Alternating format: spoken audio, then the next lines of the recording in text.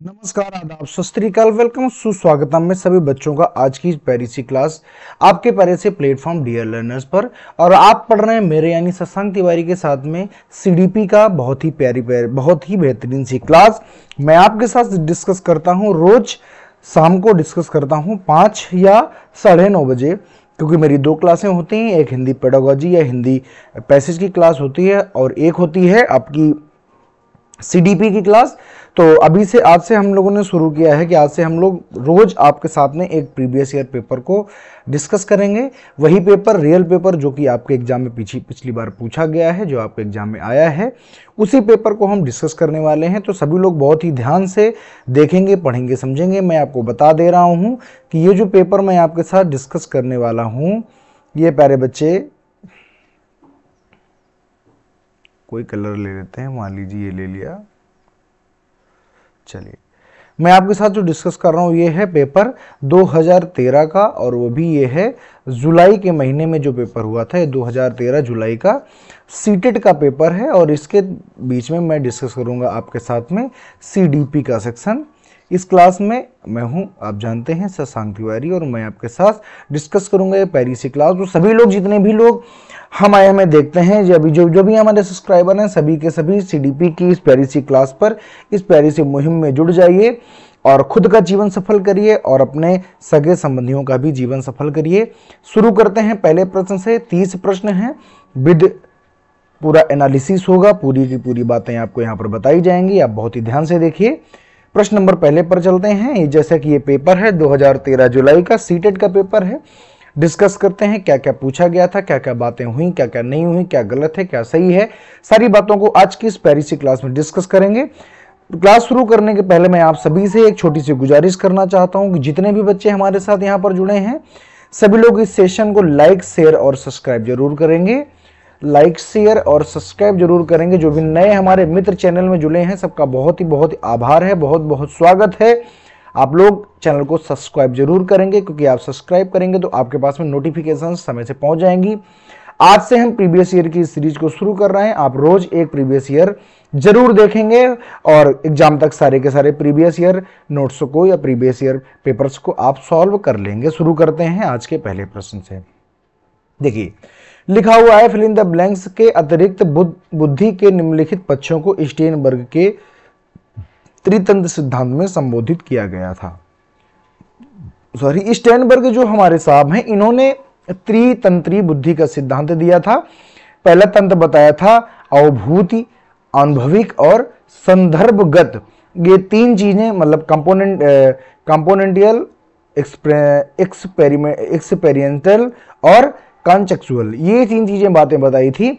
बाकी ये जो सोशल है, ये बताया है वाइगोत्स्की ने। किसने बताया है, आप कहेंगे ये बताया है वाइगोत्स्की ने। वाइगोत्स्की का कहना था कि बच्चे का जो विकास होता है वो कहाँ पर होता है, सोशल में होता है। तो यही कह रहा था कि अतिरिक्त माने किसको छोड़ करके बुद्धि के पक्षों को स्टेनबर्ग ने बताया है। तो इन तीनों को बताया, किसको छोड़ करके, आप कहेंगे 2 नंबर को छोड़कर। यही तो आपसे पूछ रहा था, पढ़िए। The following 3 aspects of intelligence are dealt by Sternberg. तो इसको छोड़ करके किसको एक्सेप्ट, देखो लिखा हुआ था, किसको एक्सेप्ट करके, तो आप कहेंगे सामाजिक एस्पेक्ट को एक्सेप्ट कर, यानी सोशल को छोड़ करके बाकी सब सही है। आगे आ जाइए दूसरे नंबर पर। और ये वही हम आपको उत्तर बता रहे हैं, वही आंसर को बता रहे हैं जो आयोग ने बताया है। ठीक है, अब बात कर लेते हैं आगे थोड़ी सी हार्वर्ड गार्डनर की। ठीक है, देखो दूसरा प्रश्न है, हार्वर्ड गार्डनर का बुद्धि का सिद्धांत फिल इन द ब्लैंक्स पर बल देता है। हार्वर्ड गार्डनर की अगर बात करते हैं तो हार्वर्ड गार्डनर ने 8 प्रकार की बुद्धि बताई है। यानी उन्होंने कहा है कि प्रत्येक व्यक्ति में अलग अलग प्रकार की 8 प्रकार की बुद्धि हो सकती है।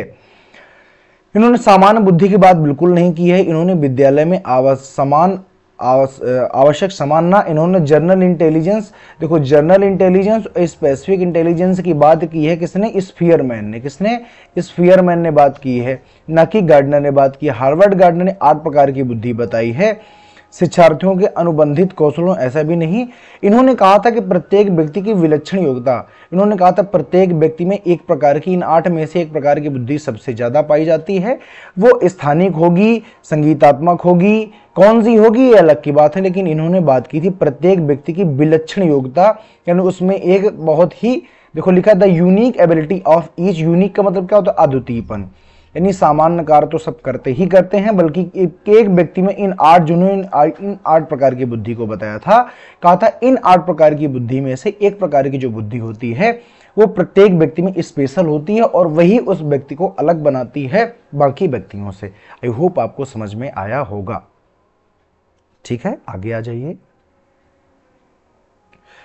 बात करते हैं तीसरे नंबर की, तो लिखा है था, फा, चा ध्वनियां हैं। अब देखिए था, फा, चा ये कुछ अपने आप में तो कुछ है नहीं, बल्कि आप कह सकते हैं कि ये क्या है, ये एक केवल और केवल ध्वनियां हैं। और ध्वनियां किसके अंतर्गत आती है? मॉर्फीन, ग्राफीन, लेक्सिम या फोनीम। देखो आप जब पढ़ते हैं फोनीम क्या होता है, फोन का मतलब होता है ध्वनि से संबंध होता है, ऐसे याद करिएगा। और फोनीम वे चीज होती हैं जहां पर प्रत्येक अक्षर की ध्वनियों का अध्ययन किया जाता है, उन्हें कहते हैं फोनीम। और होमोफोन्स होते हैं, होमोफोन्स का मतलब होता है वे शब्द जो कैसे बोलने में एक जैसे होते हैं, उनको होमोफोन्स कहते हैं। तो याद रखिए जब भी कभी ध्वनियों की बात आएगी तो वहां आप लगाएंगे स्वनिम या फोनीम्स, स्वनिम या फोनीम्स। और याद कैसे रखेंगे? फोन माने होता है जब हम फोन करते हैं मोबाइल से, जब हम फोन करते हैं तो हम क्या करते हैं? ध्वनि उत्पन्न करते हैं। तो जब भी कभी ध्वनि से रूप संबंधित बात आएगी तो हिंदी वाले याद रखें स्वनिम और यहां पर याद रखें फोनीम्स। इंग्लिश ज्यादा सरल है हिंदी की अपेक्षा। ठीक है, आगे आ जाओ। लिखा हुआ है, अगला लिखा हुआ चौथा नंबर लिखा है, कक्षा में जेंडर रूढ़िवादिता से बचने के लिए क्या शिक्षक को, सबसे पहले ये समझो जेंडर रूढ़िवादिता क्या है। जेंडर रूढ़िवादिता का मतलब होता है कि लड़के खाना खाएंगे और लड़कियां खाना बनाएंगी।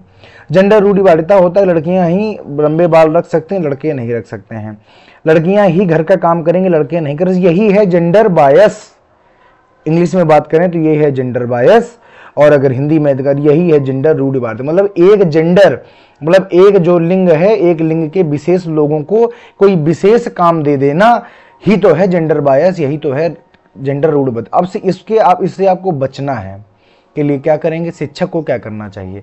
लड़के और लड़कियों को एक साथ अपारंपरिक भूमिका में रखना चाहिए। और ये देखो दूसरा नंबर लिखा हुआ है अच्छी लड़की और अच्छा लड़का। आपने यहीं पर गलत कर दिया। जैसे आपने किसी एक लिंग को अच्छा बता दिया, अच्छी लड़की अच्छा लड़का, मतलब लड़की को तुमने, यही तो है जेंडर बायस। अच्छा अच्छी कहना है तो यहां पर प्रयोग करिए चाइल्ड का, बच्चे का प्रयोग करिए, ना कि लड़का और लड़के। यही आप जेंडर बायस हो गए, ये तो बिल्कुल गलत है। कुश्ती में भाग लेने के लड़कियों को निरुत्साहित करना, ना भाई, सब काम लड़कियां कर सकती हैं, वो काम लड़के भी कर सकते हैं। तो आप अब लड़कियों को कुश्ती के लिए निरुत्साहित करेंगे? आपने दंगल मूवी देखी होगी, लड़कियों को जब वो कुश्ती लड़ाते हैं महावीर जी फोगाट, तो उनका लोग बड़ा मजाक उड़ाते हैं, जेंडर बायसनेस करते हैं। जबकि आज हमारी महिलाएं भी कुश्ती में बहुत आगे हैं और मेडल लेकर के आती हैं। यानी ये भी गलत है, क्योंकि हमको रूढ़िवादिता से बचना है ना, तो ये नहीं करना है। लड़कों को जोखिम उठाने और निर्भीक बनने के लिए लड़कों को ही क्यों, लड़कियों को क्यों नहीं? यही जेंडर बायस की निशानी है। एक ही केवल बचता है कि लड़के और लड़कियों को एक साथ लाओ। और अपारंपरिक का मतलब है, ये देखो लिखा है नॉन ट्रेडिशनल। तो फिर ट्रेडिशनल क्या है? कि लड़कियां खाना बनाएंगी, लड़के खाएंगे, लड़कियां घर में रहेंगी, लड़के बाहर जाएंगे, लड़कियों के लिए ये काम है, लड़कों के लिए यही तो है ट्रेडिशनल। हमारी परंपरा क्या कहती है कि माता जी को खाना बनाना चाहिए और पिताजी को कमाना चाहिए। ये हमारी ट्रेडिशन कहती है, ये हमारी परंपरा कहती है। लेकिन उसी को तो नॉन करना है, तभी तो आप बच पाएंगे। तो आप कहेंगे बिल्कुल ठीक बात है, तो यही जो रूल है यही करना है। तो 1 नंबर क्या हो जाएगा? सही हो जाएगा। आई होप आपको बात समझ में आई होगी। जेंडर रूढ़िवादिता जब भी कभी पूछे, चाहे कह के आ जाए जेंडर बायस, जैसे यहां पर जेंडर स्टीरियोटाइप कहे, चाहे लिख करके आ जाए जेंडर बायस। ठीक, हमेशा याद रखना, अच्छा लड़की अच्छे लड़के वाले जेंडर बायस होते हैं। किसी चीज में लड़कियों को कम आंकना, लड़कों को ज्यादा आंकना, ये भी जेंडर बायस है। कुछ काम लड़कियों को दे देना, कुछ काम लड़कों को ना देना, ये भी जेंडर बायस है। तो जेंडर बायस को आप लोग याद रखेंगे, जेंडर बायस क्या होता है। ठीक है, आगे आ जाओ, अगला प्रश्न करते हैं। देखिए 5वां नंबर, देखो 5वां नंबर, विद्यालय को किसके लिए वैयक्तिक विभिन्नताओं को पूरा करना चाहिए? विद्यालय को किसके लिए वैयक्तिक विभिन्नताओं को पूरा करना चाहिए?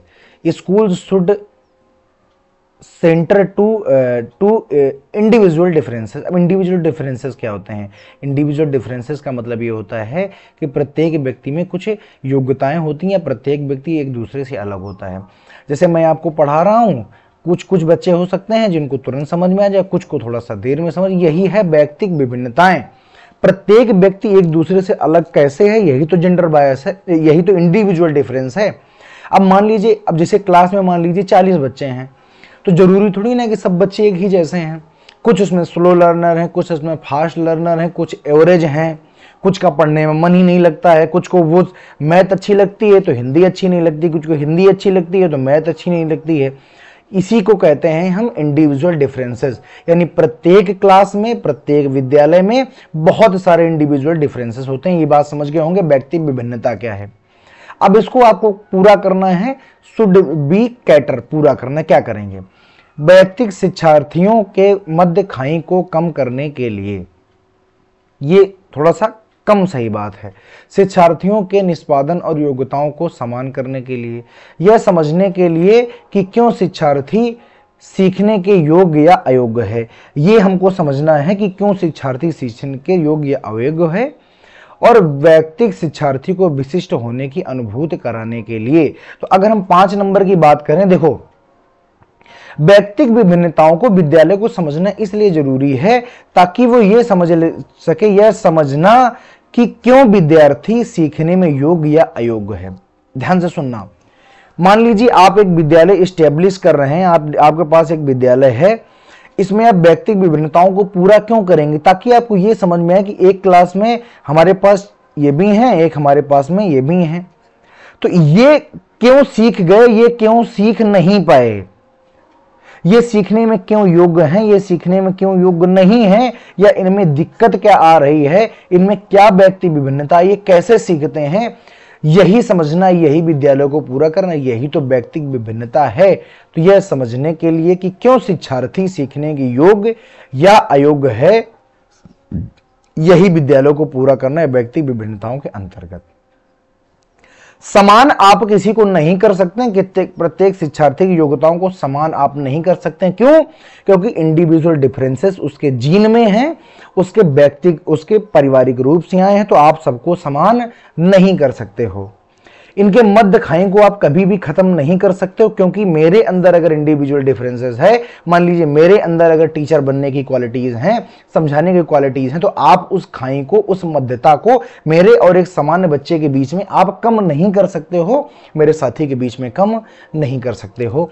सिर्फ व्यक्तिगत विभिन्नताओं में आप समझ सकते हो, और याद रखना कभी भी विशिष्ट होने की अनुभूति तो करानी ही नहीं होती है। आपको व्यक्तिगत विभिन्नता से ये समझना होता है कि बच्चे कैसे सीखते हैं, या इन विभिन्नताओं के, व्यक्तिगत विभिन्नताओं के बच्चों को कैसे सिखाया जाए, क्यों नहीं सीख रहे हैं, क्यों सीख रहे हैं, that is called individual differences. और ये आपको समझना है बतौर शिक्षक के रूप में। आई होप आपको बात ये समझ में आई होगी। ठीक है, आगे आ जाओ। देखिए सीटेड क्या करता है, इतने बड़े बड़े ऑप्शन देता है तो बच्चे कभी कभी इनको देख करके पैनिक करने लगते हैं। पैनिक नहीं करना है, ध्यान से देखना और ध्यान से सुनना है। 6वां नंबर, शिक्षार्थी में व्यक्तिगत विभिन्नताओं को संबोधित करने के लिए एक विद्यालय किस प्रकार का सहयोग उपलब्ध करा सकता है? छात्रों में आप जानते हैं व्यक्तिगत विभिन्नताएं होती हैं, यानी इंडिविजुअल डिफरेंसेस होते हैं। इंडिविजुअल डिफरेंसेस को आप अपने दिमाग में रख लेना, इससे कुछ टैग वर्ड हैं, इनको आप समझ लें बस, और ये कुछ नहीं है। बाकी सीटेट के पेपर में हर बार 3 से 4 प्रश्न आते हैं, और इस बार भी 3 से 4 प्रश्न आएंगे, इसमें कोई दो राय नहीं है। कहता है शिक्षार्थियों में व्यक्तिगत विभिन्नताओं को संबोधित करने के लिए एक विद्यालय किस प्रकार सहयोग उपलब्ध करा सकता है? बाल केंद्रित पाठ्यचर्या का पालन करना और शिक्षार्थियों को सीखने के अनेक अवसर उपलब्ध कराना। ये बड़ी सही एक बात लिखी, लेकिन हम और भी पढ़ेंगे क्योंकि हर बात आपको सही लगेगी। शिक्षार्थियों में व्यक्तिगत विभिन्नताओं को समाप्त, मैंने कहा था आप समाप्त नहीं कर सकते हैं। क्यों? बस मेरा कहने का यार ये मतलब है प्यारे बच्चे सभी भाई बहनों से कि आप ये सीखिए कि व्यक्तिगत विभिन्नता जब भी किसी प्रश्न में पूछा जाए तो अगर वहां पर समाप्त करने की बात करें तो याद रखिए कि व्यक्तिगत विभिन्नताएं किसी के अंदर से आप समाप्त कभी भी नहीं कर सकते हैं, आप खत्म नहीं कर सकते। यही तो व्यक्तिगत विभिन्नताओं की विशेषता होती है। क्यों? क्योंकि वो बच्चे के जीन में है। अब जीन थोड़ा ना बदल सकते हैं, तो ये गलत हो गया। तीसरे नंबर में लिखा है धीमी गति से सीखने वाले शिक्षार्थियों को विशेष, ये भी गलत बात है। अरे भैया एक क्लास में 20 प्रकार के लड़के बैठे हुए हैं, 20 प्रकार के व्यक्ति बैठे हुए हैं, आप उसमें सबको रोक नहीं सकते हैं, सबको उसमें आप मना नहीं कर सकते हैं। धीमी गति से सीख रहा है तो शिक्षार्थी को आप विशेष विद्यालय में भेज नहीं सकते हैं। याद रखिएगा ये बिल्कुल गलत बात है, ये व्यक्तिगत विभिन्नता की पहचान बिल्कुल भी नहीं है। ठीक बात? आप कहेंगे ठीक है, यानी विशेष विद्यालय में नहीं भेजना है। अरे भाई जैसे हम हैं, आप हैं, आपका साथी है, आपकी माँ है, आपके पिताजी हैं, आपका बहन है, आपका भाई है, सब में अलग अलग इंटरेस्ट होते हैं और अलग अलग इंटरेस्ट होना ही तो व्यक्तिगत विभिन्नता है। मतलब पर्सनल एक इंटरेस्ट होता है, इसी को व्यक्तिगत विभिन्नता कहते हैं। तो आप किसको अलग अलग विद्यालय में भेजते हो घूमेंगे, यानी ये भी गलत है। सभी विद्यार्थियों के लिए समान स्तर की पाठ्यचर्या, ये तो बिल्कुल जुर्म है। क्यों? मान लीजिए मैं क्रिएटिव हूं, मुझे कुछ क्राफ्ट बनाने में मजा आता है, मुझे खेलने में मजा आता है, या मुझे कुछ ऐसा करने में मजा आता है जिसमें आपको मजा नहीं आता है, तो आपकी और मेरी पाठ्यचर्या आप एक कर देंगे तो आप बहुत कुछ क्या ही कर पा रहे हैं। अब देखो पहला नंबर सही है, लिखा है बाल केंद्रित पाठ्यचर्या, मतलब ऐसा करिकुलम बनाना है जो बालक के अनुरूप हो, माने जैसी व्यक्तिगत विभिन्नता है उसी के अनुसार हो का पालन करना और शिक्षार्थियों को सीखने के अनेक अवसर उपलब्ध कराना। बिल्कुल ये सही बात है, बिल्कुल सही बात है। ठीक है, व्यक्तिगत विभिन्नता में सहयोग आप इतना ही कर सकते हैं कि बच्चे के अनुरूप पाठ्यक्रम बनाओ और उसको सीखने के अनेक अवसर उपलब्ध कराओ, बस यही सही है। याद रखिए कि सीटेट में पेडागोजी बहुत ज़्यादा कठिन प्यारे बच्चे होती नहीं है, सिर्फ इसको आप लोग बना लेते हैं या एक शिक्षक इसको बना देता है केवल, ऐसा कुछ भी होता नहीं है, याद रखिएगा। आ जाओ अगले में। अगले देखो लिखा हुआ है सतत, 7वां नंबर की बात कर रहे हैं हम। सतत और व्यापक मूल्यांकन फिल इन द ब्लैंक्स पर बल देता है। सतत और व्यापक मूल्यांकन किस पर बल देता है? तो याद रखिएगा सतत और व्यापक जो मूल्यांकन है सीखने को सुनिश्चित करने के लिए व्यापक स्केल पर निरंतर, ये देखो गलत बात है। मूल्यांकन करना है लेकिन सतत और व्यापक मूल्यांकन का मतलब नहीं कि सीखने को सुनिश्चित करने के लिए, मतलब आपको सिखाना ही है ऐसा सुनिश्चित किया और बराबर उससे आप काम करवाए जा रहे हो, ये गलत बात है। सीखने को किस प्रकार अवलोकित, रिकॉर्ड और सुधारा जाए, इसके लिए आप व्यापक मूल्यांकन, सतत और मूल्यांकन पर जोर देता है। यह थोड़ी बात ठीक है। शिक्षण के साथ परीक्षाओं का सामंजस्य, परीक्षाओं की तो कोई बातें नहीं है ना भाई, सतत है तो वो परीक्षाएं, सतत वाला परीक्षाओं पर ध्यान नहीं देता है। बोर्ड की अनावश्यक, ये तो पहले से गलत है, अनावश्यक शब्द लग गया, पहले से गलत हो गया। अब देखो सीखने को सुनिश्चित करने के लिए व्यापक एवं निरंतर, सीखने को सुनिश्चित नहीं करना है, जबरदस्ती नहीं है कि बच्चों को सिखाना ही है। सतत और व्यापक मूल्यांकन सीखने को किस प्रकार अवलोकित किया जाए, इस बात पर बल देता है कि आप बच्चे को देखो, समझो, तब आप समझ पाओगे। आप केवल परीक्षा लेकर के उसको समझ नहीं सकते हो कि ये कितना, देखो यहां इधर से समझो। How learning can be observed, recorded and improve upon. भाई मूल्यांकन क्यों करते हैं? ताकि हम इम्प्रूव कर पाए। मूल्यांकन करते हैं कि मूल्यांकन करने का मतलब होता है कि बच्चे को दिक्कत कहां आ रही है, और जहां बच्चे को दिक्कत आ रही है बस उसी जगह पर उसको हम और सही कर देंगे, बस वो बच्चा सीखता हुआ चला जाएगा। तो ये हमारा दूसरा सही। याद रखना ये सीटेट है, थोड़ा सा संभल के चलना पड़ेगा, ठीक, टैग वर्डों को समझना पड़ेगा। अगले में आ जाते हैं, 8वां नंबर देखो, विद्यालय आधारित आकलन, स्कूल बेस्ड असेसमेंट क्या है? ठीक है, क्या है? शिक्षा बोर्ड की जवाबदेही कम करता है, बिल्कुल गलत बात है। जवाबदेही ऐसी कोई बात करनी ही नहीं, आकलन है ना, तो जवाबदेही किसकी कम होगी किसकी ज्यादा होगी ऐसी कभी बात ही नहीं आनी है। फिर लिखा है हिंडर, अब देखो बाधा हो गया, ठीक है। आकलन बाधा कब से उत्पन्न करने लगा? आकलन हम करते इसीलिए हैं ताकि बच्चे के कभी भी पढ़ाई में बाधा ना आए, कोई भी हिंड्रेंस ना उत्पन्न हो, इसीलिए तो हम करते हैं भाई। तो ये तो बिल्कुल है गलत है, बाधा उत्पन्न करा रहा है। परिचित वातावरण में अधिक सीखने में सभी शिक्षार्थियों की मदद करता है, ये थोड़ी ठीक बात है। चौथा पढ़ लेते हैं, शिक्षार्थियों और शिक्षकों को अगंभीर लिखा है, देखो नॉन सीरियस और काजुअल, लापरवाह, ये कोई बातें नहीं हुई, तो अब बस जब सब गलत है तो यही सही। अब इसको समझ लेते हैं। परिचित वातावरण में अधिक सीखने में सभी शिक्षार्थियों की मदद करता है। आप खुद ही बताइए, आपका अपना स्कूल है, ठीक, और वहां पर अगर आपका आकलन किया जा रहा है तो जो कि आपका परिचित वातावरण, रोज आप स्कूल जाते हैं, आप उससे परिचित हैं, तो आप अपने स्कूल में ज्यादा कंफर्टेबल हैं और वहां पर सीखने में आपको बहुत ज्यादा मदद मिलेगी। तो स्कूल आधारित आकलन केवल इसीलिए या क्या कर सकता है, तो परिचित वातावरण में अधिक सीखने के लिए किया जाता है। कि मान लीजिए परिचित वातावरण, बच्चा खुलकर प्रतिक्रियाएं करेगा, आप उसको ऑब्जर्व करिए और उसकी मदद करिए, बस वो सीख जाएगा। आई होप आपको समझ में आया होगा। यानी यहां पर समझ लीजिए कभी भी बाधा उत्पन्न नहीं करेगा कौन, आकलन किया ही इसलिए जाता है ताकि हिंड्रेंस या बाधा को खत्म किया जा सके। अगंभीर नहीं करना है, बच्चे को गंभीर करने के लिए ही, उसको उसके मार्ग पर लाने के लिए ही किया जाता है, तो ये भी गलत है। और जवाबदेही तो भैया किसी की भी नहीं होती है, ये बिल्कुल गलत बात है। आगे आ जाओ, 9 नंबर को देखो, 9 नंबर प्रश्न को देखो। सीखने की तत्परता की ओर संकेत करती शिक्षार्थियों का सामान्य योग्यता स्तर, ये तो बिल्कुल निराधार बात है। सीखने के सामर्थ्यक में शिक्षार्थियों का वर्तमान संज्ञानात्मक स्तर, यहां पर देखो present cognitive level of student in the learning continuum, continuous करने के लिए, ठीक बात है थोड़ी। सीखने के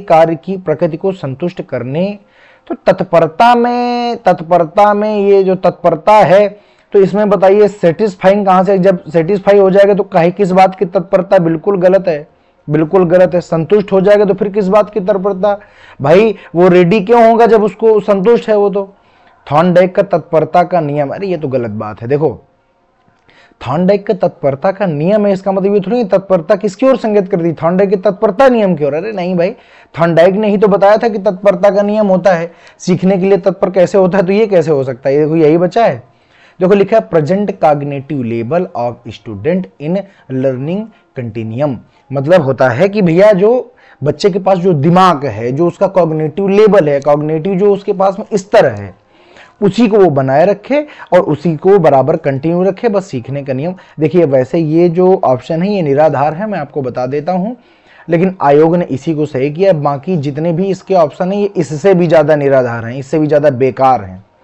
तो अब हमारे पास मजबूरी है, वैसे ये भी ऑप्शन होना नहीं चाहिए था, लेकिन अब आयोग ने सही किया है। मैं आपको वही बात बताऊंगा जो आयोग ने सही किया है, जो सेंट्रल बोर्ड ने सही किया है, ठीक है। तो याद रखिएगा, ऐसी बातों को थोड़ा सा ध्यान रखें। देखो, एक शिक्षिका की कक्षा में कुछ शारीरिक विकलांगता वाले बच्चे हैं निम्नलिखित में से इनके लिए क्या कहना उचित होगा। पहिया कुर्सी वाले बच्चे हाल में जाने के लिए अपने समवयस्क साथी बच्चों से मदद ले सकते हैं, और ये बिल्कुल सही बात है कि भैया देखो ऐसा है कि जो बच्चे हैं जो पहिया कुर्सी वाले हैं, जो व्हील चेयर पर चलते हैं, वो अपने समवयस्क माने अपने साथियों से मदद ले सकते हैं। इससे कोऑपरेशन बढ़ता है, सहयोग की भावना बढ़ती है, तो ठीक बात है। लेकिन अब आयोग तो आयोग है, देखते जाओ। शारीरिक रूप से असुविधाग्रस्त बच्चों का कोई वैकल्पिक विधि, बच्चे कक्षा में कोई वैकल्पिक विधि कर सकते हैं। कक्षा में ही क्यों कर सकते हैं, बाहर भी कर सकते हैं। अगर आप केवल उनसे कक्षा में कराएंगे तो फिर तो आप उनको रोक रहे हैं, उनके विकास को रोक रहे हैं। अरे भाई वो बाहर भी कर सकते हैं, कोई शारीरिक, अच्छा मैं तो केवल कक्षा में ही क्यों करिए, तो भाई गलत बात है। आप किसी को रोकेंगे नहीं केवल कक्षा में। जो राइट टू एजुकेशन था उसमें यही बताया गया था कि आप किसी भी बच्चे को रोक नहीं सकते हैं, चाहे वो समावेशी शिक्षा इसी बात की तो वकालत करती है कि अगर कोई शारीरिक रूप से अच्छा में, जो इसका मतलब ये नहीं है कि वो सामान्य बच्चों के साथ में रहकर पढ़ नहीं सकता, यही तो गलत बात है, गलत है। मोहन खेल में मैदान जाने के लिए आप अपनी बैसाखियों का प्रयोग क्यों नहीं करते। बच्चा हो सकता है शर्मा रहा है, बैसाखियों का प्रयोग नहीं कर रहा है, तो शिक्षक या शिक्षिका की एक जिम्मेदारी कि वो कहे कि कोई दिक्कत नहीं है, आपको अक्षमता है, तो उससे कोई शर्म करने वाली बात नहीं, आराम से आप बैसाखियों से जाइए। पोलियोग्रस्त बच्चे अब एक गाना प्रस्तुत करेंगे, गलत बात। देखो आपको मैं बताता हूं, प्रश्न के हिसाब से सही तो होना चाहिए था 1, लेकिन आयोग ने सही किया है 3 नंबर, तो 3 नंबर ही सही करना। भाई यहां पर थोड़ा थोड़ा ये हो जाता कि चलिए कोऑपरेशन हो रहा है बच्चों का, तो ऐसा हो सकता है, लेकिन कह रहा है शिक्षिका निम्न में से उसके लिए क्या कहना उचित होगा? तो शिक्षिका यही कह सकती है कि मोहन आप मैदान में जा रहे हो, आप वैसाखिक प्रयोग करो, कोई दिक्कत नहीं है। शारीरिक अक्षमता है तो इसका मतलब ये थोड़ी ना है कि तुम जा नहीं सकते हो। तो बच्चे का मनोबल बढ़ेगा और बच्चा खेलने के लिए, ये सब करने के लिए थोड़ा सा उत्प्रेरित हो जाएगा। वो बैसाखियों को अपनी अक्षमता नहीं मानेगा, शर्माएगा नहीं, लजाएगा नहीं और जाएगा। तो शिक्षिका ने बिल्कुल ठीक ठाक काम किया है। आगे आ जाओ, देखो fill in the blanks 11 number प्रश्न में देखो, फिल इन द ब्लैंक्स के अतिरिक्त निम्नलिखित सभी के कारण अधिगम अक्षमता उत्पन्न हो सकती है।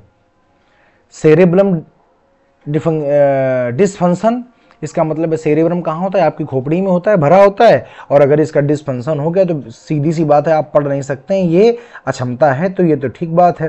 और के अतिरिक्त कह रहा है, मतलब आपको उल्टा ढूंढना है, किसको छोड़ करके बाकी सभी अक्षमता उत्पन्न करते हैं।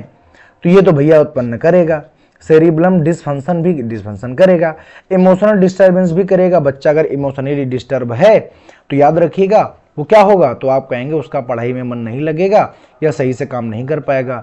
बिहेवियरल डिस्टर्बेंस, ये भी बिल्कुल सही बात है। अगर उसके साथ में कोई खराब व्यवहार हुआ है, उसके साथ में कोई कुकृत्य हुआ है तो बच्चा डिस्टर्ब होगा और उसके अधिगम में यानी लर्निंग में कैसी आएगी? वो अक्षम हो जाएगा, डिसेबल महसूस करेगा।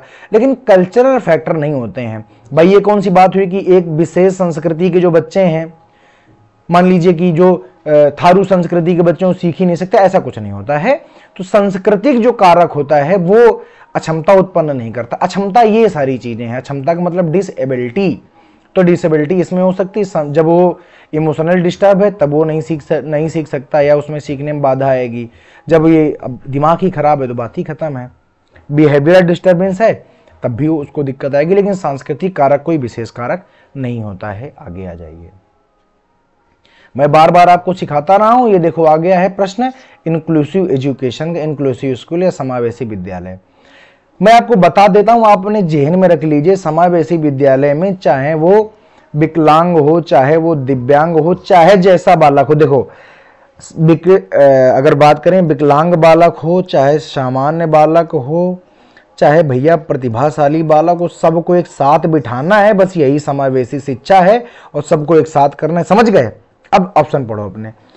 शिक्षार्थियों की अक्षमताओं की परवाह किए बिना सभी के अधिगम परिणामों को सुधारने के लिए प्रतिबद्ध होना। बड़ी सही सी बात यहां पर लिखी हुई है कि शिक्षार्थियों की अक्षमता की परवाह किए बिना, शिक्षार्थी अक्षम है यानी कौन विकलांग है, कौन औसत है, कौन शारीरिक रूप से चैलेंज्ड है, इसकी परवाह मत करो। और सभी के अधिगम परिणामों को सुधारने के लिए, मतलब सभी बहुत अच्छी तरीके से सीखें, इसके लिए प्रतिबद्ध होना, इसके लिए आप क्या हैं? रिस्पॉन्सिबल हैं। तो बड़ी सही सी बात है। अब देखो, जैसे ही कभी समावेशी शिक्षा का प्रश्न करो प्यारे बच्चों, जैसे ही मध्य अंतर की बात करें, बस अंतर ही तो गलत है। शिक्षार्थियों को मध्य अंतर करता है और विशेष रूप से सक्षम बच्चों के लिए कम चुनौती उपलब्ध, यही तो दिक्कत है। समावेशी शिक्षा कहती है कि सब बच्चे एक जैसे हैं, कोई विशेष या कोई खराब बच्चा है ही नहीं। आप बच्चों के मध्य अगर अंतर कर रहे हैं तो यही तो आप जेंडर बायस हो रहे हैं, यही तो आप समावेशी शिक्षा में नहीं जा रहे हैं। गलत बात है। आगे आ जाओ, तीसरा पढ़ो। लिखा है विशेष रूप से योग्य शिक्षार्थियों को के अधिगम परिणामों को सुधारने के लिए। केवल योग्य परिणामों, केवल योग्य शिक्षार्थी नहीं भाई, एवरेज, बेलो एवरेज, बैकवर्ड, डिसेबल्ड, सबको साथ में लेकर चलो। केवल योग्य के लिए, विशेष रूप से योग्य के लिए, भी गलत बात है। चौथे में आ जाओ, शिक्षार्थियों की नियोग्यता के अनुसार उनकी सीखने की क्षमताओं को। अब नियोग्यता है, कैसा भी बच्चा हो उसको छोड़ना नहीं है। अब कह रहा है नियोग्यता के अनुसार, मतलब अगर नियोग है तो उसी को उसी वैसा ही ट्रीटमेंट मिले। गलत बात है। बताओ कौन सा सही है? आप कहोगे सर जी पहला वाला ही सही है। यहां पर शिक्षार्थियों की अक्षमताओं की परवाह किए बिना, मतलब वो कैसा है ये आपको परवाह नहीं करनी है, सबके परिणाम को सुधारने के लिए आपको काम करना है। यही तो होती है इंक्लूसिव एजुकेशन। ठीक है, आप कहेंगे बिल्कुल ठीक बात है। मैं आपको गारंटी देता हूं, अगर आप मेरे साथ में परीक्षाओं तक पढ़ते हैं, लेकिन इन प्रश्नों की आपको मर्म को जानना है। ऊपर ऊपर पढ़ने से कुछ नहीं होगा। मैं आपको ये बात प्यारे बच्चे बता रहे ना, ऊपर ऊपर पढ़ने से कुछ नहीं होता। सीटेट है, गहराई में जाना पड़ेगा, गहराई से पढ़ना पड़ेगा, तभी आपका बेड़ा पार लगेगा और हो जाएगा, उसमें कोई दिक्कत नहीं है। ठीक है, प्रतिभाशाली बच्चे को, अब ध्यान से पढ़ो, अब गिफ्टेड स्टूडेंट की बात कर रही है। ठीक, ऐसे सहयोग की आवश्यकता होती है जो सामान्यतः विद्यालयों द्वारा उपलब्ध नहीं कराए जाते हैं। सबसे पहले समझो प्रतिभाशाली बालक क्या होते हैं। प्रतिभाशाली बालक वे बालक होते हैं जो बहुत ही ज़्यादा सेंसिटिव होते हैं, जिनमें हाइपर एक्टिविटी होती है, यानी जो किसी भी चीज़ को बहुत ही रफ्तार से सीख जाते हैं। और ये कभी कभी चीज़ें हानिकारक भी होती हैं क्योंकि वो इतनी जल्दी चीज़ों को ग्रेस्प करते हैं, हो सकता है विद्यालय उतनी व्यवस्थाओं को उपलब्ध ना करा पाए। खैर, हम अगले ऑप्शन को पढ़ते हैं। देखिए, शिक्षक के बिना अपने अध्ययन को व्यवस्थित कर लेते हैं, बिल्कुल अलग गलत बात है। देखिए, चाहे प्रतिभाशाली हो, चाहे डिसेबल हो, चाहे जैसा बच्चा हो, उसको ऐसा नहीं है कि बिना मार्गदर्शन के ही अपने आप को मैनेज कर लेगा। नहीं, बच्चा तो बच्चा है ना, उसको हमेशा गाइडेंस की जरूरत रहेगी, या हमेशा वो गाइडेंस के लिए उसको गाइडेंस चाहिए ही चाहिए। ठीक, तो आप कहेंगे ठीक बात है, यानी ये गलत है, शिक्षक के बिना वाली गलत बात है। तीसरा नंबर, अन्य शिक्षार्थियों के लिए अच्छे मॉडल बन सकते हैं, गलत बात है। भैया देखो, क्लास में आप किसी भी बच्चों को एक मॉडल नहीं बना सकते हैं, फिर तो आप कंपेयर कर रहे हैं बच्चों को कि आपको इसके जैसा बनना है, ये बहुत अच्छा है, फिर जेंडर बायस हो गया, या फिर से समावेशी के विरोध में जा रहे हो। याद रखो, सीडीपी में कभी भी किसी भी बच्चे को विशिष्ट नहीं मानना है। अगर मानो तो सबको मानो, अदरवाइज किसी को भी मत मानो। याद रखिएगा, आप कहीं भी किसी बच्चे को आप विशेष स्थान नहीं दोगे, अधिगम निर्योग्य नहीं हो सकते, ऐसा नहीं है। प्रतिभाशाली बच्चे भी दिक्कत कर सकते हैं क्योंकि ये इतने ज़्यादा हाइपर एक्टिव होते हैं, उनको भी दिक्कत होती है। ऐसा नहीं है कि वो निर्योग हो ही नहीं सकते हैं, हो सकते हैं। ये देखो आपका सही है, प्रतिभाशाली बच्चे इतने एक्टिव होते हैं कि ऐसे सहयोग की आवश्यकता होती है जो सामान्य विद्यालयों द्वारा उपलब्ध नहीं कराए जाते हैं। इसीलिए हमारी उत्तर प्रदेश सरकार सेंट्रल गवर्नमेंट नवोदय विद्यालय की व्यवस्था उसने की है, ठीक है। और सीतापुर में कई सारे विद्यालयों की व्यवस्था की है। क्यों? क्योंकि जो हाइपर एक्टिव हैं, जो बहुत प्रतिभाशाली, उनको यहाँ पर लाया जाए ताकि उनकी प्रतिभा को देश के विकास में प्रयोग किया जा सके। ठीक है, याद रखिएगा। और विद्यालयों के पास सामान्यतः इतने ज्यादा चीजें नहीं होती कि वो उनको अवेलेबल करा पाए। 14 की बात कर लेते हैं, number 14। Fill in the blanks के कारण प्रतिभाशालिता होती है। फिल इन द ब्लैंक्स के कारण प्रतिभाशालिता होती है। अब प्रतिभाशालिता जो होती है वो किसके कारण होती है? केवल आनुवंशिक रचना के कारण, वातावरणीय प्रेरणा के कारण, या दोनों के कारण। याद रखिएगा, कोई बच्चा इंटेलिजेंट है तो एक तो उसमें क्या होना चाहिए? आनुवंशिक कारण यानी हेरेडिटी की बहुत ही ज्यादा जरूरत होती है। यूं ही बच्चा कोई हाइपर एक्टिव नहीं हो सकता है। और दूसरी बात है कि जो उसका इन्वायरमेंट होना चाहिए, जिस वो माहौल में रह रहा है प्यारे बच्चे, वो बहुत अच्छा होना चाहिए। और दोनों मिला जुला कर ही किसी को प्रतिभाशाली बनाते हैं या किसी को बेकार बनाते हैं। याद रखिए, दोनों का बराबर का योगदान है। ठीक, आगे आ जाओ। 15 नंबर कहता है कि बच्चों को सीखने, 15 नंबर देखो, बच्चों में सीखने और सुनने के लिए अधिगम योग्य वातावरण के लिए निम्नलिखित में से कौन उपयुक्त है? बच्चों में सीखने और सुनने के लिए, मतलब वो सीखें और सुने, इस अधिगम योग्य वातावरण के लिए निम्न में से कौन उपयुक्त है? अब वातावरण को हमको देखना है। एक लंबे समय के लिए निष्क्रिय रूप से सुनना गलत बात है, मतलब बैठना और ठंडा होकर इसे बैठे हैं सुन रहे हैं, गलत बात है। फिर वो सुनेगा, फिर सीखेगा नहीं। और अगर उसको सुन करके सीखना भी है, निरंतर गृह कार्य, ये तो बिल्कुल गलत बात है। आप हमेशा उसको गृह कार्य में ही लगाए, नहीं। सीखने वाले द्वारा व्यक्तिगत कार्य करना, नहीं, ये भी गलत बात है। जो सीख रहा है उसको ही व्यक्तिगत कार्य क्यों करना? ये देखो लिखा हुआ है, शिक्षार्थियों को कुछ यह छूट देना कि क्या सीखना है और कैसे सीखना है वो खुद डिसाइड करें, इससे वो बढ़िया से, ये सबसे उपयुक्त वातावरण है कि शिक्षार्थियों को छूट दे दो। उनसे कहो कि आप मुझे सलाह दो, बच्चे आप मुझे ये सलाह दो। मैं तो हमेशा अपने स्टूडेंट से कहता हूं कि जहां भी मैं पढ़ाता हूं, आपसे मैं हर बार कहता हूं कि आपका जो फीडबैक है वो मेरे लिए बहुत ही अच्छा होता है। क्यों कहता हूं? इसलिए कहता हूं हमेशा कि भैया आप बताओ कि आप कैसे सीखते हो, आप कैसे सीखना चाहते हो, आप कैसे पढ़ना चाहते हो, ये मैं जानना चाहता हूं ताकि मैं आपके अनुरूप पढ़ा पाऊं। क्योंकि अल्टीमेटली मेरा गोल क्या है? आपको पढ़ाना।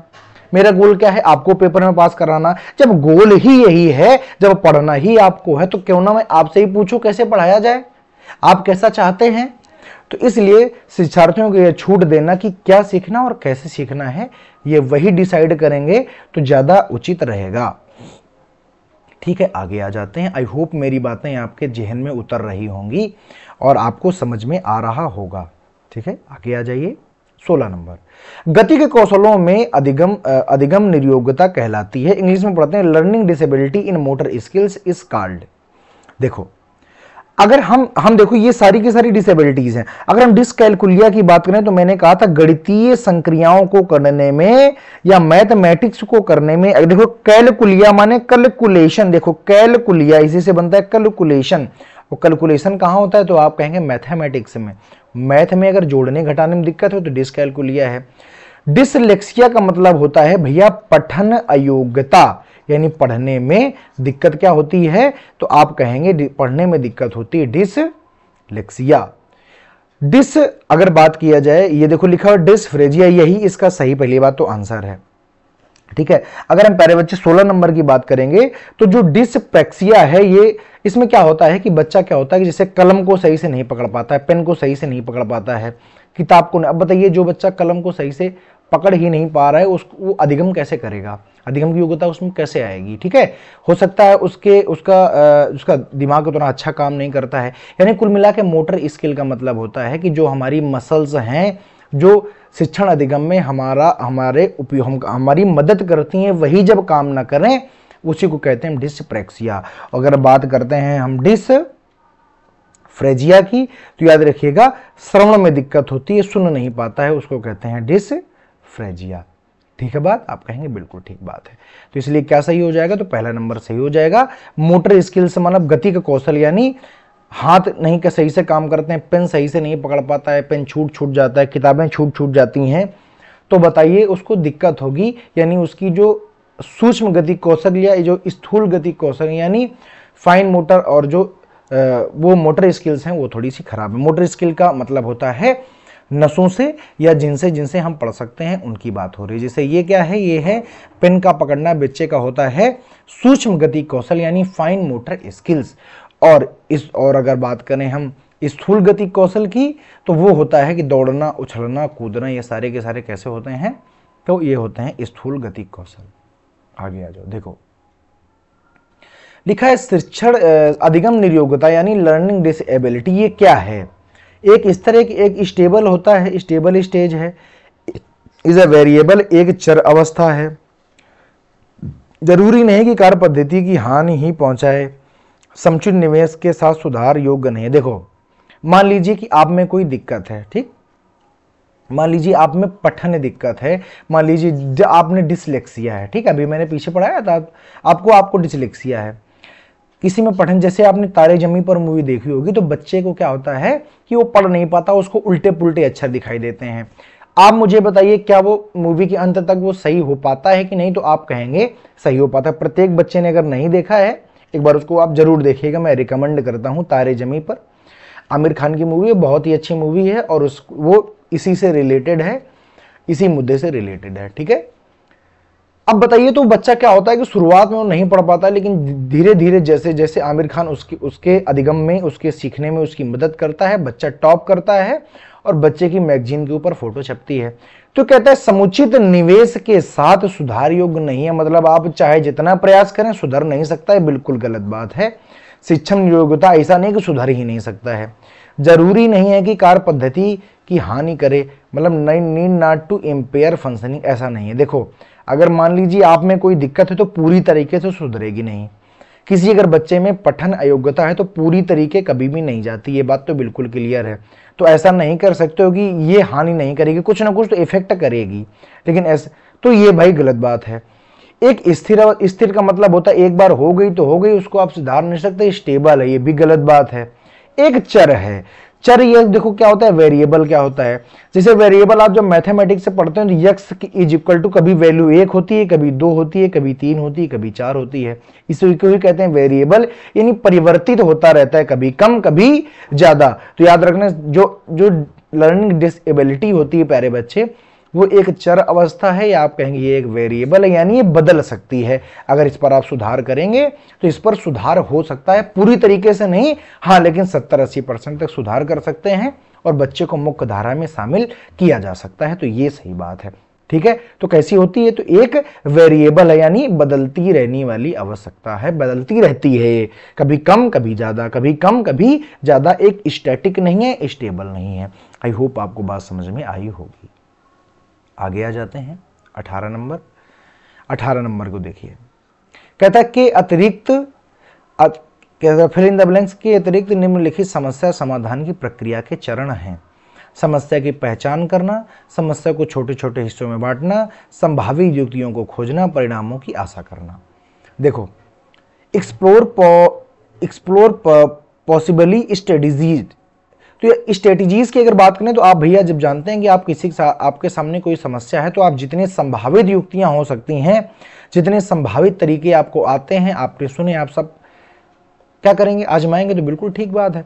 समस्या की सबसे पहले पहचान करिए, तभी तो जान पाओगे समस्या है क्या। तो समस्या समाधान का एक चक्र होता है कि सबसे पहले समस्या को पहचानिए, फिर उसका एनालिसिस करिए, ठीक, फिर उसमें ये देखिए कि उसमें समस्या कहाँ है, फिर समस्या को समाधान करने के लिए स्ट्रेटेजी बनाइए, फिर उस पर काम करिए और फिर परिणाम की आशा तो करनी ही पड़ेगी, कोई बुरी बात नहीं है। आप किसी भी समस्या के, जैसे मान लीजिए आपको कोई एक प्रश्न नहीं आ रहा है, क्वेश्चन नहीं आ रहा, आप उसके ऊपर बराबर डटे पड़े हैं, जुटे पड़े हैं, तो आप परिणाम की आशा कर सकते हैं, बुरी बात नहीं है भाई। मैं आपको पढ़ा रहा हूं और मैं चाहता हूं कि आपका जो पेपर है वो बहुत अच्छा जाए, तो हम आशा कर सकते हैं। देखो, समस्या को कभी छोटे छोटे भागों में आपको नहीं बांटना है। अगर आप छोटे छोटे भागों में बांटेंगे तो समस्या ही बेकार हो जाएगी, ठीक। तो ये क्या है, आप कहेंगे इसमें इसको छोड़ करके बाकी सभी क्या है, समस्या समाधान की प्रक्रिया के चरण हैं, यानी प्रोसेस, यानी ये क्या है, ये steps in process of problem solving है। केवल किसको छोड़कर, तो आप कहेंगे समस्या को छोटे छोटे हिस्सों में बांटने से छोड़कर। आगे आ जाओ। अगर 19 की हम बात करें, एक शिक्षक को क्या करना चाहिए, ध्यान से सुनना। शिक्षार्थियों द्वारा, प्रश्न नंबर पहले एक ऑप्शन पढ़ेंगे, शिक्षार्थियों द्वारा की गई त्रुटियों को एक भयंकर भूल, बस यहीं से गड़बड़ हो गया।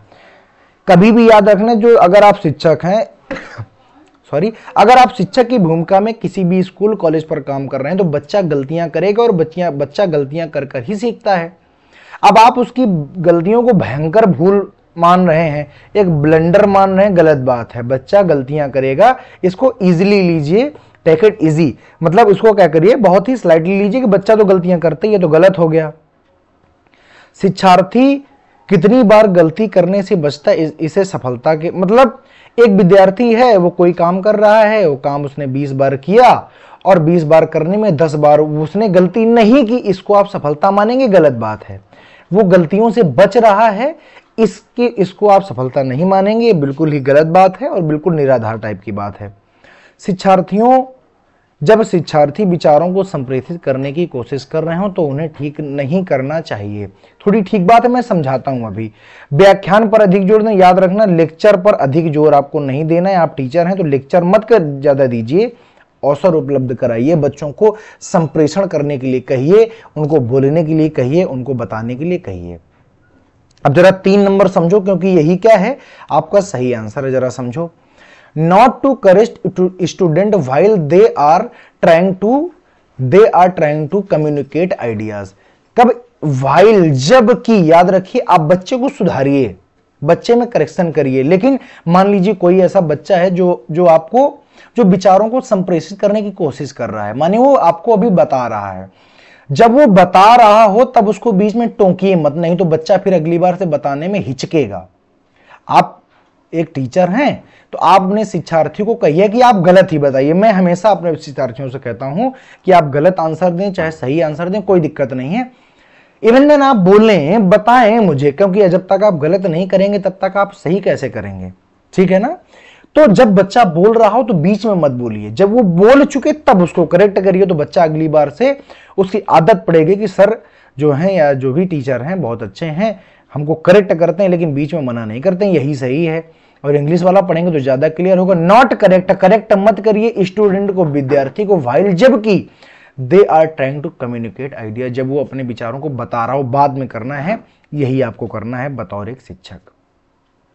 बड़ा प्रश्न है, एक बार पहले इस प्रश्न को पढ़ लेंगे, उसके बाद हम आंसर में जाएंगे। देखो लिखा हुआ है, सीमा परीक्षा में A1 ग्रेड प्राप्त करने की इच्छुक है। सीमा नाम की एक लड़की है जो परीक्षा में बढ़िया से A1 ग्रेड प्राप्त करना चाहती है।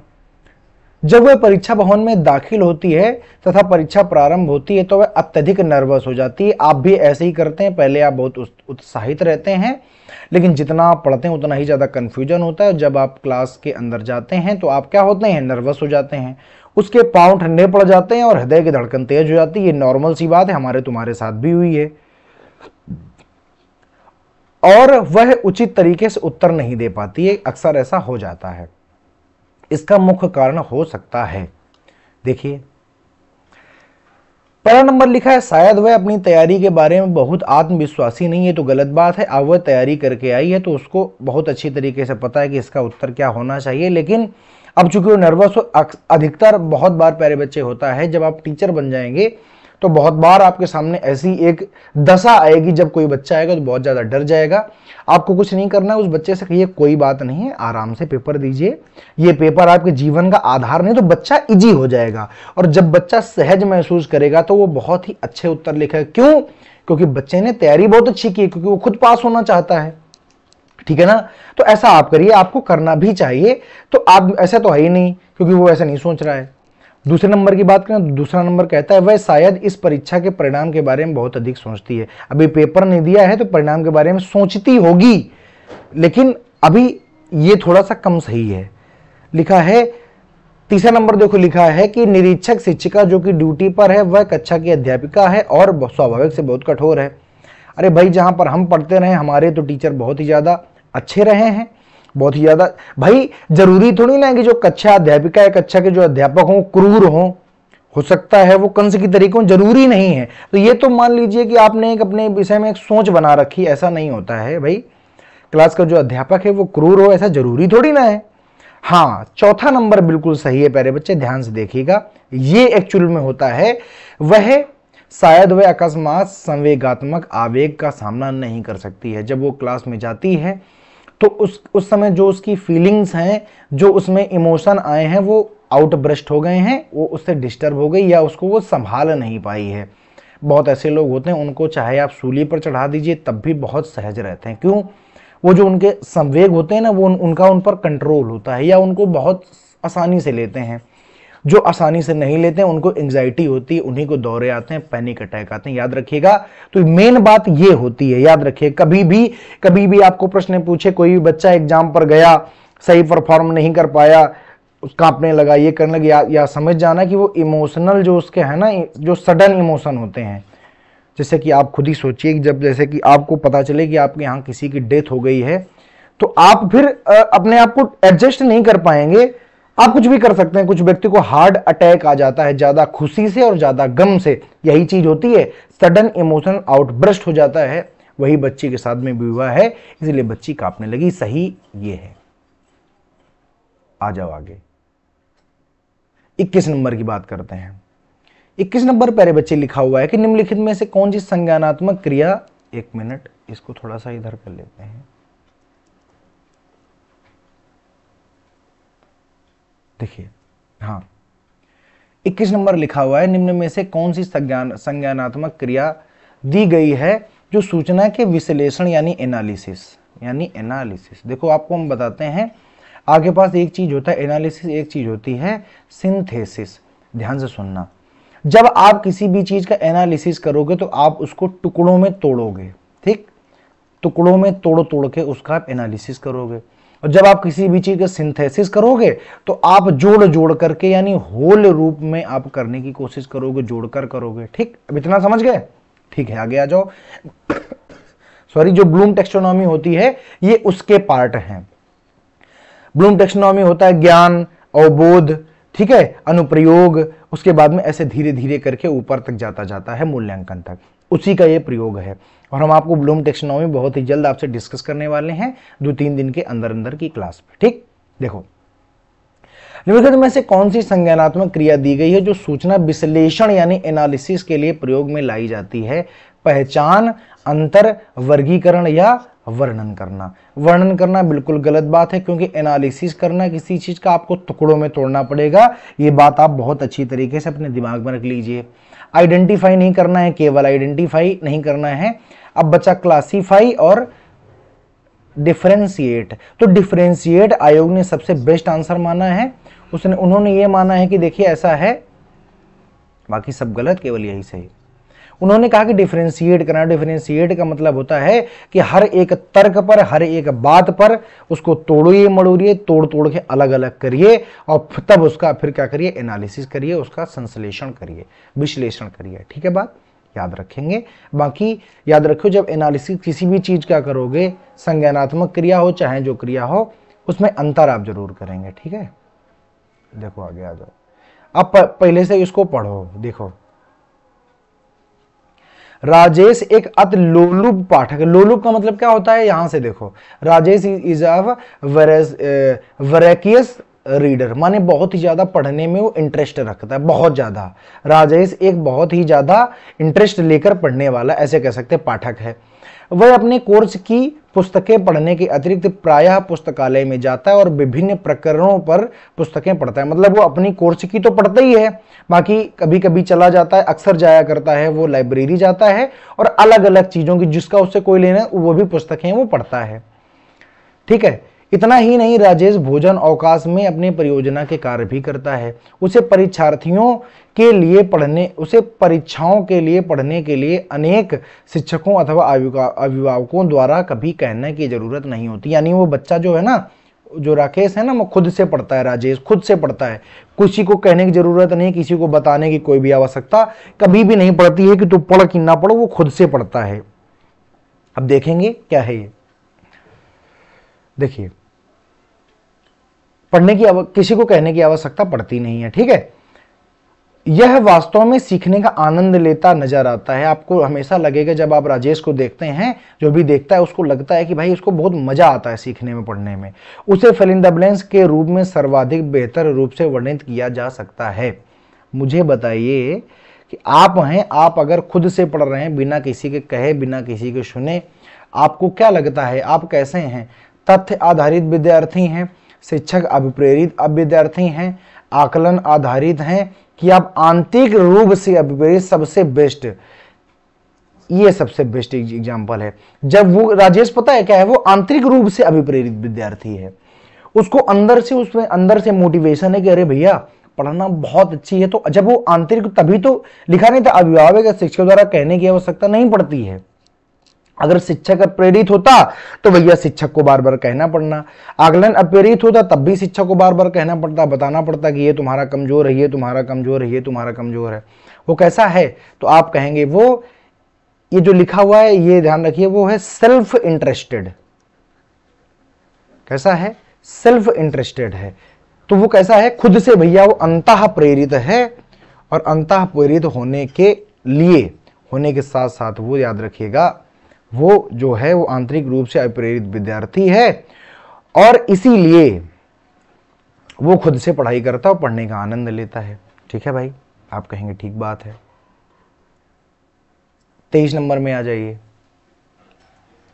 यदि पूर्व प्राथमिक स्तर पर बच्चों पर खोज करने की अनुमति दे दी जाए तो वे संतुष्ट हो जाते हैं। बिल्कुल सही बात है भाई। अगर पूर्व प्राथमिक, याद रखिएगा, बच्चा प्राइमरी प्राथमिक में नहीं गया है, बच्चा पूर्व प्राथमिक, यानी आप कह सकते हैं कि वो कहां पर है, तो आप कहेंगे वो कहां है, LKG UKG में है, जिसको आप कहते थे आंगनबाड़ी। नई जो हमारी पॉलिसी है वो कहती है आंगनबाड़ी, प्री प्राइमरी और बाल वाटिका। याद रखिएगा, यहां पर वो भी खेल रहा है, यहां पर वो पढ़ता है, बाल वाटिका में है। अब बताओ, जब यहां पर बच्चे होते हैं ना, जब बहुत अति छोटा बच्चा है, पूर्व प्राथमिक स्तर पर खोज करने की अनुमति दे दी जाए तो संतुष्ट, मतलब जो बच्चा कर रहा है उसको करने दो, कलर कहीं पर कर रहा है तो करने दो। अगर तुमने उससे कलर को छीन लिया तो क्या होता है, हतोत्साहित हो जाता है, तथा वे व्यथित हो जाते हैं और गुस्सा हो जाता है, दुखी हो जाता है। वे ऐसा फिल इन द ब्लैंक्स के कारण करते हैं। देखो, कक्षा में संबद्ध होने गलत बात, कक्षा में अव्यवस्था फैलाने गलत बात, अपनी शक्तियों का उपयोग करने, बच्चा बहुत छोटा है, शक्तियों का उपयोग नहीं करेगा, अपनी उपेक्षा को कम करने के लिए ऐसा करता है। वो व्यथित क्यों हो जाता है, रिड्यूस दियर इग्नोरेंस। बच्चा जो होता है बहुत छोटा है, उसको हर बात में ताली चाहिए, हर बात में उसकी बड़ाई करिए। बच्चा बहुत छोटा है, आपने छोटे बच्चों को देखा होगा जो प्री प्राइमरी मतलब 3 से लेकर के 6 साल की उम्र तक कुछ भी करे, आपने अगर उस पर ताली बजाई तो बच्चा उसको बार बार रिपीट करता है, और अगर एक बार आपने उसको डांट दिया तो बच्चा रोता है, या वे करने से वो फिर वो बचता है थोड़ा थोड़ा, क्योंकि वो बच्चा उस समय अटेंशन सीकर होता है, तभी तो बार बार ताली बजवाता है, तभी तो बार बार कहता है कि यह इधर देखो मेरी बात सुनो। तो अपनी अपेक्षा से वो बचता रहता है, याद रखिएगा।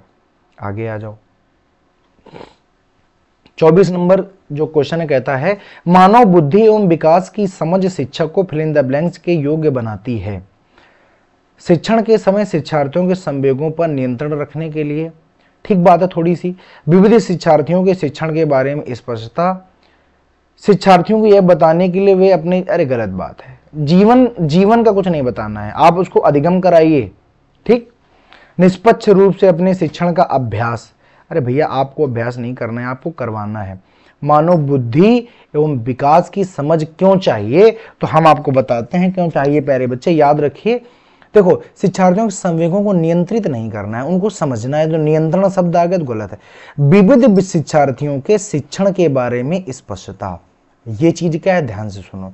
To clear about teaching diverse learners, आपको आप वही फिर से वही जाइए, व्यक्तिगत विभिन्नता के चक्कर में आपको पता होना चाहिए कि विविध शिक्षार्थी आपके बारे में अलग अलग प्रकार के स्टूडेंट बैठे हैं, प्रत्येक स्टूडेंट एक इंडिविजुअल डिफरेंसेस के साथ में बैठा है।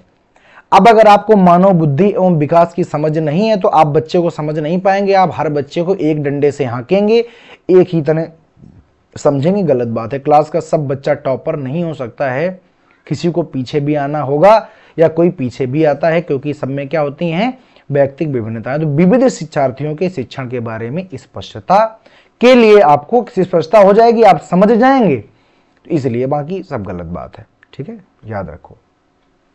25 नंबर प्रश्न में आ जाओ। 25 नंबर प्रश्न कहता है कि निम्नलिखित में से कौन सा सत्य है, विकास और सीखना समाज सांस्कृतिक संदर्भों से प्रभावित होते हैं। गलत बात है, ये कौन सा सत्य ढूंढ रहा है, विकास हो चाहे सीखना हो, समाज और संस्कृति से प्रभावित होते हैं। समाज में अगर सही वातावरण नहीं है तो बच्चा सीख नहीं पाएगा या विकास उसका सही से नहीं हो पाएगा। शिक्षार्थी के निश्चित तरीके से सीखते हैं, ये तो बिल्कुल गलत है, फिर तो आप इंडिविजुअल डिफरेंसेस को याद ही नहीं रख रहे हैं, एक तरीके से नहीं सीखते हैं, अलग अलग तरीके से सीखने हैं। खेलना, संज्ञान और सामाजिक दक्षता, ये थोड़ा ठीक है। शिक्षक द्वारा, लास्ट वाला देखो, शिक्षक द्वारा प्रश्न पूछना संज्ञानात्मक विकास में बाधक थोड़ी ना होता है, संज्ञानात्मक विकास के लिए तो अच्छा होता है। क्या कि शिक्षक प्रश्न पूछे और तो तभी तो आपका विकास होगा, आप सीखने के लिए मजबूर, ये देखो सब सही है, मजबूरी यही सही करना पड़ेगा, सब गलत है। खेलना संज्ञान और सामाजिक दक्षता के लिए सार्थक है। जब आप खेलेंगे आपका कॉग्निशन भी डेवलप होगा, और सामाजिक दक्षता तभी तो आती है जब आप जाएंगे बच्चों के बीच में खेलेंगे, कोऑपरेशन करेंगे, टीमिंग करेंगे, तब आपको समाज की समझ आएगी। 26 नंबर में आ जाइए, ये सरल प्रश्न है। 26 नंबर देखो, कहता है बच्चे में विकास में आनुवंशिकता यानी हेरेडिटी, वातावरण यानी इन्वायरमेंट की भूमिका के बारे में कौन सा सत्य है। 2 नंबर से पढ़ते हैं, आनुवंशिकता और वातावरण एक साथ परिचालित नहीं होते हैं, बिल्कुल गलत है। याद रखिएगा, आनुवंशिकता और जो हमारे वातावरण है एक साथ ही परिचालित होते हैं, अलग अलग परिचालित नहीं होते हैं। 3 नंबर कहता है सहज रुझान वातावरण से संबंधित है, जबकि वास्तविक विकास के लिए आनुवंशिकता जरूरी है। देखो ये गलत थोड़ी सी, मुझे ये जो बात है ये थोड़ी सी गलत एक मिनट, अच्छा ठीक। अब देखो कह रहा है कि सहज रुझान वातावरण से संबंधित, जबकि वास्तविक जो विकास है वो कहां से संबंधित है, तो आप पहले बच्चे कहेंगे वो संबंधित है आनुवंशिकता, गलत बात है भाई। देखो वातावरण और आनुवंशिकता दोनों मिल करके ही काम करते हैं, क्योंकि याद रखिएगा development D is equal to H into E, यानी विकास is equal to heredity into environment, माने आनुवंशिकता गुणते, याद रखिएगा यहां पर इंटू होता है, मल्टीप्लाई होता है, आनुवंशिकता हेरिडिटी गुणते इन्वायरमेंट माने वातावरण। ये कहता है सहज रुझान वातावरण से संबंध नहीं, बच्चे की कोई भी क्रिया है दोनों का मिला जुला स्वरूप होती है, क्योंकि डेवलपमेंट की परिभाषा एच इंटू, अगर प्लस होती तो ऐसा कहते हैं, लेकिन प्लस नहीं ऐसा होता है। और लास्ट में देखो 14 नंबर में लिखा आनुवंशिकता और वातावरण दोनों का विकास 50-50%, गलत बात है। तभी मैं ये बात आपको बता रहा हूं कि D is equal to H into E, और याद रखिए कि जब मल्टीप्लाई होता है ना तो आप बराबर बराबर, ये तो आप जब गुणा करेंगे तो हो जाएगा 50 गुणते 50, ये तो बहुत ज्यादा हो जाएगा, गलत बात। और याद रखें कभी भी आपसे कहा जाए कि बच्चे के विकास में वातावरण और आनुवंशिकता का योगदान 50-50% हो तो ये बिल्कुल गलत बात है। अगर 80-20 का तब भी थोड़ी बात ठीक है, तो बस एक नंबर ही सही है। क्या है, क्या लिखा है, समवयस्क और पितृक का सापेक्ष योगदान योगात्मक नहीं होता है। क्योंकि योगात्मक क्यों नहीं होता, क्योंकि क्या होता है भाई, समवयस्कों माने ये है वातावरण। समवयस्क का मतलब होता है अपने जैसे लोगों के साथ रहेंगे, अपने जैसे उम्र के लोगों के साथ में रहेंगे, यही तो वातावरण है। अरे भैया आप कहेंगे बिल्कुल ठीक बात है। और पितृक का मतलब होता है, जीन्स का मतलब होता है हेरेडिटी यानी आनुवंशिकता। और ये योगात्मक नहीं होता बल्कि क्या होता है, गुणात्मक। अगर आपके पास दिमाग है तो आप जरूर समझ जाएंगे ये क्यों सही है। आगे आ जाओ, समाजीकरण है, सोशलाइजेशन क्या है, शिक्षक द्वारा पढ़ाए गए पाठ के बीच में समझ, बिल्कुल गलत बात है। शिक्षक और पाठ समाजीकरण से क्या लेना देना है, समाज के आधुनिकीकरण की प्रक्रिया, ये भी बिल्कुल गलत बात है। मतलब समाज है उसके आधुनिकीकरण, समाजीकरण कहेंगे नहीं। समाज के मानदंडों के साथ अनुकूलन, बिल्कुल सही बात है। सामाजिक मानदंडों में परिवर्तन नहीं कर सकते हो। आपको अगर सामाजिक होना है प्यारे बच्चे, जो भी सामाजिक हैं वो क्या करते हैं, अपने आप को समाज के जो मानदंड हैं, देखो लिखा है सोशल जो नॉर्म्स हैं उनको अडेप्ट करते हैं, अपने आप को उनके अनुकूलित बनाते हैं, उनको अपने आप में बांधते हैं, और तभी तो वो सामाजिकरण होता है। जैसे बच्चा है, बच्चा पहले क्या होता है, अगर शैशवावस्था की बात करें तो किसी भी बच्चे के पास अगर बोतल है, दूध की बोतल है तो छीन लेता है। लेकिन जब वो बड़ा हो जाता है, उसके अंदर सामाजिकरण आता है, तो वो क्या करता है, छीनता नहीं, क्योंकि उसको इसकी ये भी चिंता रहती है कि ये भी भूखा होगा। जब बच्चा छोटा होता है, घर में भाई बहन को कोई चीज मिले और चाहे ना मिले, बच्चे को पूरी की पूरी चीज चाहिए। क्यों, क्योंकि उसमें सोशलाइजेशन नहीं हुआ होता है। और जैसे जैसे बच्चा बड़ा होता है उस पर आती है भैया मोह की भावना, अपनापन की भावना आती है। तो यही तो सामाजिक मानदंड क्या कहते हैं कि जो भी हो आपके पास वो मिल बांट करके खाइए। तो यही बच्चा सीखता है। तो सामाजिक मानदंड को अपने आप को उस पर बांधना कि मतलब हमको माँ बाप से प्यार करना चाहिए क्योंकि माँ बाप हमारी जिम्मेदारी है, अपने आप को इस पर बांधना, यही तो सामाजिकरण है। तो जो मानदंड बने हैं, समाज ने मानदंड बनाया कि माता पिता की आपको सेवा करनी चाहिए क्योंकि ये आपका परम धर्म है। और इस अगर बंधन में आप अपने आप को बांध रहे हैं, बस आप तभी तो आप सामाजिकरण हो रहा है आपका। तो मानदंडों में बांधना या अनुकूलन करना ही क्या है, अडेप्ट टू सोशल नॉर्म्स। जो सोशल नॉर्म्स है उनको अडेप्ट करना ही क्या है, तो आप कहेंगे सोशलाइजेशन है। आगे आ जाइए, आज का 28 नंबर प्रश्न एक बार पढ़ लीजिए, गलत थोड़ा सा बड़ा है। एक पीटी या खेल शिक्षक क्रिकेट के खेल में अपने शिक्षार्थियों के क्षेत्र रक्षण को सुधारना चाहता है। बच्चे सही से फील्डिंग नहीं कर रहे हैं, सुधारना चाहता है। निम्न में से कौन सी युक्ति शिक्षार्थियों को अपने लक्ष्य प्राप्त करने में सर्वाधिक सहायक है। अब जरा इसके पढ़ेंगे हम लोग ऑप्शन। पहला ऑप्शन पढ़ो, शिक्षार्थियों को यह बताना कि क्षेत्र रक्षण सीखना उसके लिए महत्वपूर्ण किस प्रकार महत्व, ये गलत बात है। देखो अगर आपको आप खेल सिखा रहे हैं ना, उसको सिखाइए, बताइए मत, उसको करने दीजिए, करके दिखाइए भी मत।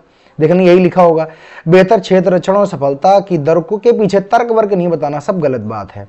क्षेत्र रक्षण को प्रदर्शित करना और शिक्षार्थी का अवलोकन करना, मतलब ये कहो कि हम करके दिखा रहे हैं, तुम देखो, गलत बात है। फिर तुमको फील्डिंग करनी है कि उसको करनी है, आप खुद ही बताइए। खेल में बच्चे फील्डिंग करेंगे, प्लेयर खेलेगा कि कोच खेलेगा, आप कहेंगे प्लेयर खेलेगा।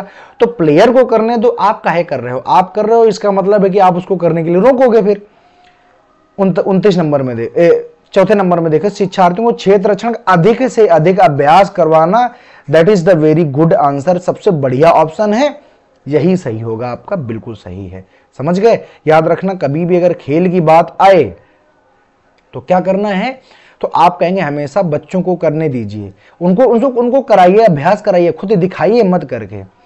29 नंबर सेकंड लास्ट क्वेश्चन है, देखिए, एक शिक्षिका अपने शिक्षार्थियों की इस रूप में मदद करना चाहती है कि वो एक स्थिति की अनेक दृष्टिकोणों की सराहना कर सके।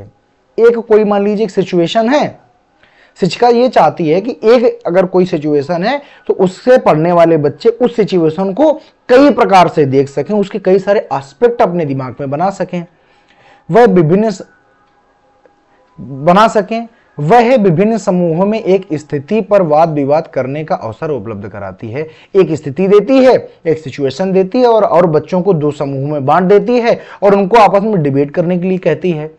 तो कहता है वाइगोत्स्की के परिप्रेक्ष्य के अनुसार उसके शिक्षार्थी विभिन्न दृष्टिकोणों को फिल इन द ब्लैंक्स करेंगे और अपने तरीके से उस स्थिति को अनेक परिप्रेक्ष्य में विकसित करेंगे।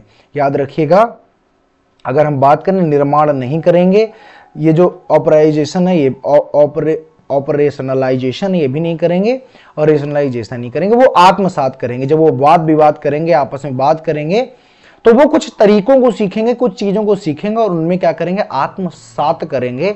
और याद रखिएगा, तभी बच्चे एक विशेष स्थिति के विभिन्न दृष्टिकोणों पर जा पाएंगे, एसिमिलेशन करेंगे। आगे आ जाओ, लास्ट, आज का सबसे लास्ट प्रश्न लिखा हुआ है, 30 नंबर लिखा हुआ है, सीता अपने हाथ से दाल और चावल खाना सीख लिया है। सीता एक छोटी सी बच्ची है, उसने दाल और चावल खाना सीख लिया है।